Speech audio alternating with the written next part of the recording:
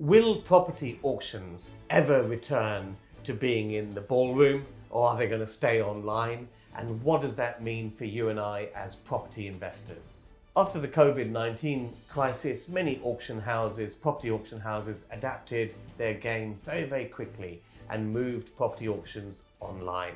The question is that going to be good for us as property investors? And to discuss that, I'm joined as always by Andrew. Hi. Hi Ranjan, lovely to see you again. Favourite shirt? Favourite shirt, my favourite shirt too. And my favourite shirt is actually in Baker Street Red. And I just want to spend a little bit of time telling you about the UK's largest and number one property investors networking event, the Baker Street Property Meet, where you can meet up with 300 passionate property investors each month. We meet on the last Wednesday of each month on central London. The event is hosted by Andrew and myself. It's brought to you by some of the best speakers in the industry with information and tactics for you to make hay of this very, very interesting times that we are living in, so that you can be on top of your property game. To get a ticket and join 300 plus investors, click on the link below, bakerstreetpropertymeet.com. Now, with Baker Street Property Meet, we went online, but we've quickly got back into the room because we like to see the whites in people's eyes. We like to shake hands. We like to network with people because ultimately that's how business is done, isn't it? Well, Ranjan, from an auctions point of view, I can understand why they want to stay online. Their costs are so much lower doing it online. There's no printing of 500 plus catalogues. In addition to not printing... Some of those ballrooms cost £20,000 to rent for the full day. The central London ones, very expensive. They do. Yeah, no, I mean, that was my next point. Yeah, go on. Oh, you knew that fact as well. Okay. Shall I just shut up at this point? No, go for it. So, printing all of those brochures is a huge cost. But you've also got to think of the weight of it. I mean, they wheel those in on a pallet. Then there's the venue. The venue itself, a central London hotel, you're talking £20,000 to hire it for the day. Now, we know because we run events, the cost of hotels post-pandemic has gone up a lot. Yes. So I dread to think what the hotels would be wanting to charge for that single day in the room. But furthermore, if you're the auctioneer and you're stood in a room and you're trying to cast across 500 people, you've only got a market of 500 people. Now, what we did see during the pandemic is what I call click-happy buyers. They basically could sit at their keyboard and go, oh, I like the look of that, buy. And they were buying stuff without seeing it. This is an interesting thing because I think what's happened is, you see, I bought my first property at an online auction in 2013. And that was quite some time ago. And the market for online auctions was very limited. And it was scary because I was so used to buying in the room where you can see everything, you see the auctioneer, you're just, you're bidder B or whatever, bidder C, and you really don't know what's happening. If you're bidder C, you don't know whether bidder A, B, D actually exist, what's going on. I mean, who are you playing with against here? And I think since 2013, there is a huge amount of trust now that's been built up around transacting online that there wasn't several years ago.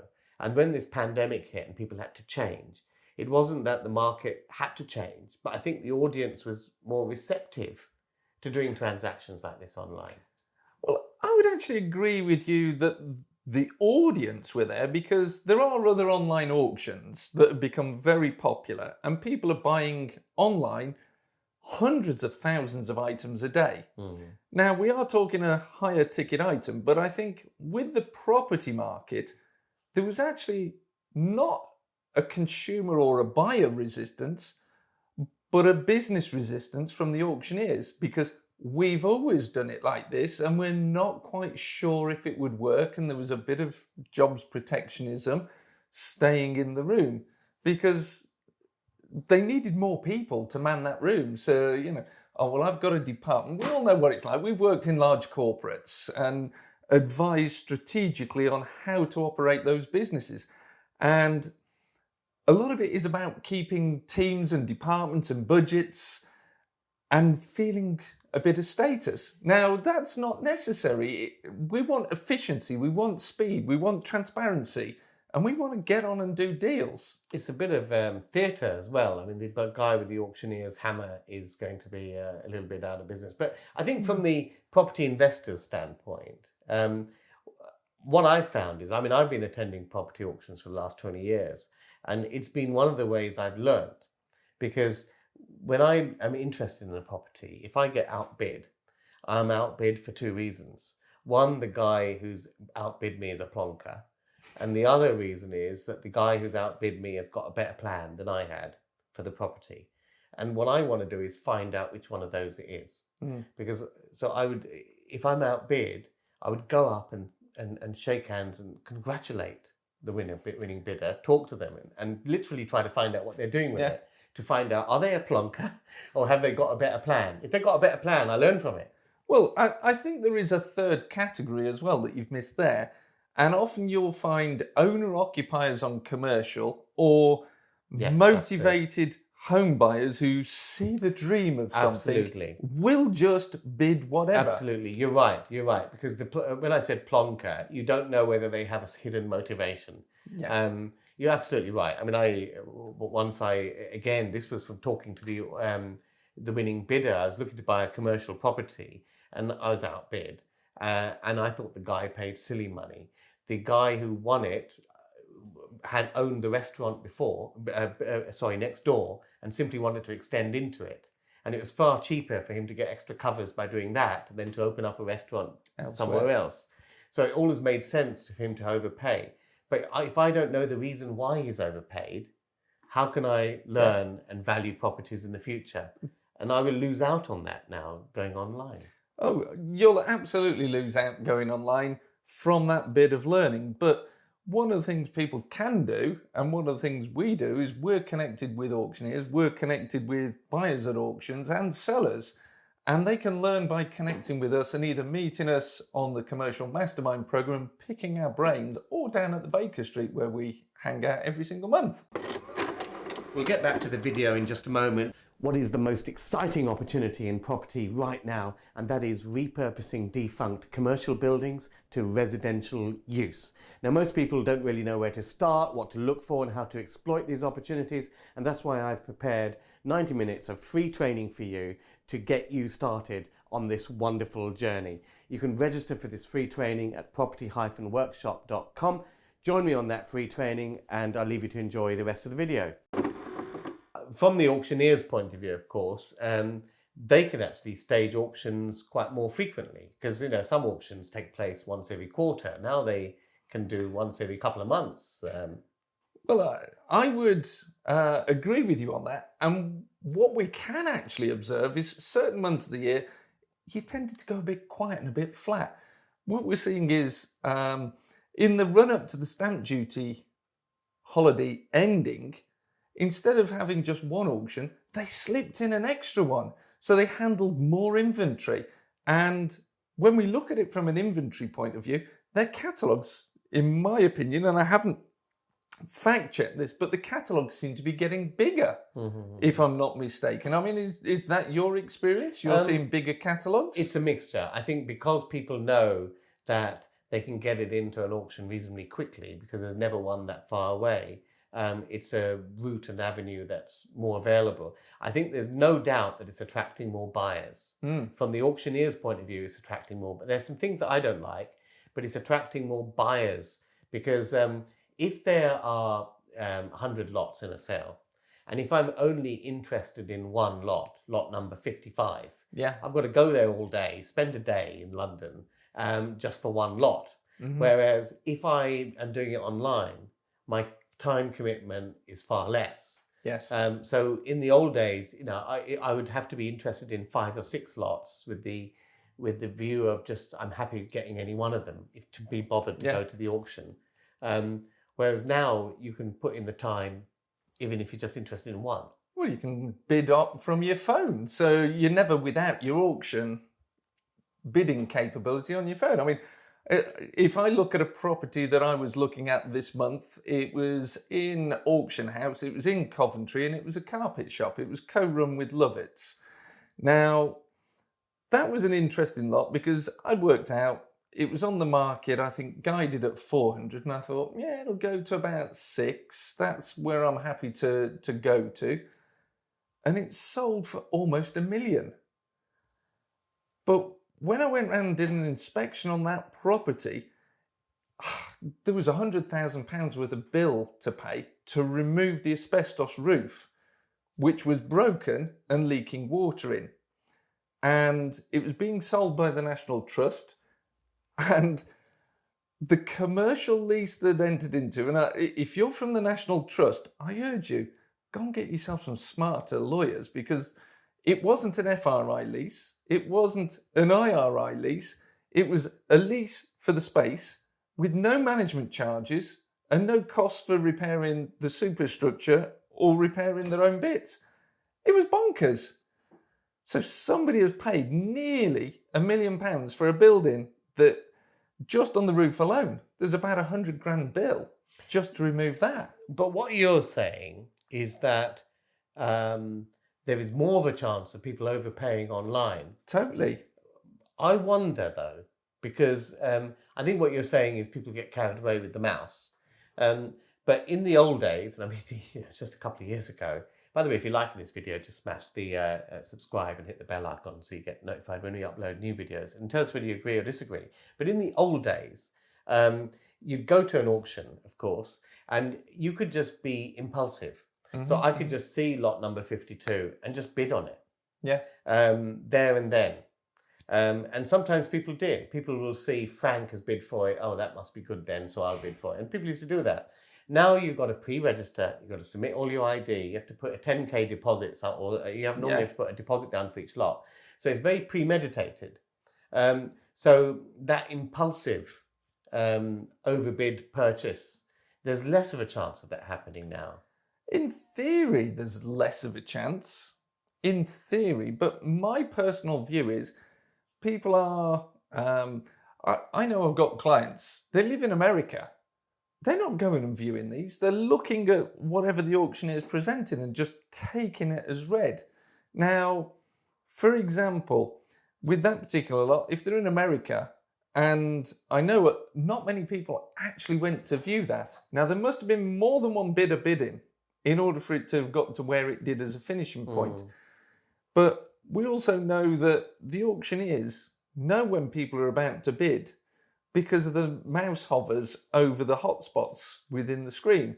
So it's very, very... The technology the auctioneers have is far more sophisticated. Yeah, that's one thing that's worth discussing. That's a big problem, because in the room, it's going, gone, sold to the guy with the big red nose at the back of the room and all of that. You know where you are. But going, it's literally like that with an online auction. The auctioneer can choose to extend the bid time by a minute. And what Andrew was talking about is that if you're bidding, right, here's a tip for you guys. If you're bidding online, keep your mouse pointer well away from the increment bid button, because they know that you're hovering around there. And if they see that a few bidders have got their mouse hovering around by the bid button, then basically they will extend the bidding time of the auction to give you more time to think about it. So the tactic is keep your mouse pointer well off the screen, and then as it comes to the closing seconds, bring it on, press the button, bang, and hopefully you'll get it. Well, I've seen some lots extend by 2 hours. Yes. And it's like, just when you think it's going to go down, and it goes, and it keeps going, and you think, oh, I need a pee. That would never happen in the room. In the room. No, in the room. Because they've got a whole catalogue of property to sell when they're in the room. And the problem is, if you've got a whole catalogue, they can't leave until they finish the catalogue. Yes. So if they're there till 10 o'clock, they're there till 10 o'clock, and they want to get all the lots through and all the buyers having bought something. And there's the other concept, bidding off the chandelier, which in the old days basically meant, because it was done in ballrooms, the auctioneer agrees with the vendor a reserve price, and the reserve price is a price below which they will not sell the property on the day. So if the reserve price is 100 and the bidding is a bit slow, and say it's 7, someone's bid 70, because they can't sell it for less than 100 anyway, the auctioneer is allowed to make up bids up to that reserve price. So the phrase bidding off the chandelier basically means the auctioneer will point to the chandelier and say, yep, that's 75 bid from that guy over there, but there's no that guy over there, it's made up. And they're allowed to make up bids up to the reserve price, which has moved online as well, because that's a legal thing they're allowed to do, and that's been done online too. I was just going to say, it is actually legal to do that. And, you know, comment below if you think, hang on, that's a bit unfair, because it seems wrong. You advertise something for a price, it should be the price. And I know a lot of people I talk to go, oh, it's so cheap. But they don't actually realise there's a guide price and a reserve price. And the auctioneer is legally, through the Estate Agents Act, allowed to trot that bid up to the reserve price before they have to step out and they can't bid off the chandelier anymore. So I think it's something that perhaps, is it sharp practice? Is it best practice? Is it a way of just getting a lot going? Because, you know, we all know what it can be like. Nobody wants to be the first one in with their bid, do they? So let's cut to the chase, right? There's some advantages we've talked about some advantages for the auctioneer. We've talked about some advantages for us, the punters, the investors. What do you think, as an investor, forget about the auctioneer's point of view, but as a property investor, do you think auctions being online is better, or would you rather go back to the old days? Personally, I think auctions is better online. The reason I think it's better online is if I'm selling inventory, I will get better prices. I'm looking at what has been sold, and the prices that are being achieved through auctions actually are a lot better than going through agents. If I'm a buyer, however, I'm seeing it become incredibly tough to find good bargains in auction. So I'm more the reverse, in that auctions are now more for sellers than for buyers. I think the move to online has been good. I've found myself as a buyer having bought more online, particularly when I'm only interested in one lot out of an entire auction. And because I can stay in my office and do the bidding there, I've ended up buying it, and it's been better. So I think the online move, I think the thing that you miss out on though with online auctions is the networking, because you'd meet so many other active property investors. And that's why basically we have 300 people a month coming to the Baker Street Property Meet. That's the place to network with like-minded, passionate property people. It's the largest property networking meet in the UK. It's hosted by Andrew and myself. We meet on the last Wednesday of every month. So catch us at our next meet. The link is in the description below. Like this video, tell us what you think in the comments below. Andrew, anything to end on? Well, all I can say is it's been fantastic to be here again. I love the fact that when we meet at the Baker Street, the energy, the buzz and the passion there is something that I'm so glad we got back in the room. Absolutely. And the advantage of the Baker Street Property Meet over a property auction is that if you're digging your nose in the back row, you won't have accidentally bought a property in Hull. On that note, see you guys in the next video. Bye for now.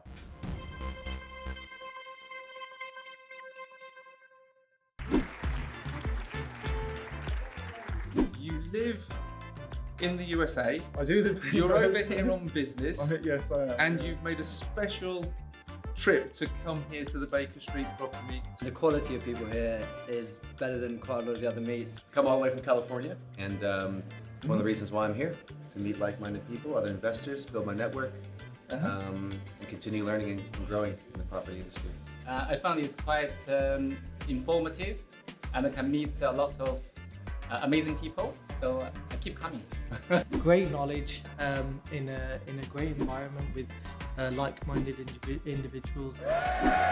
Brilliant!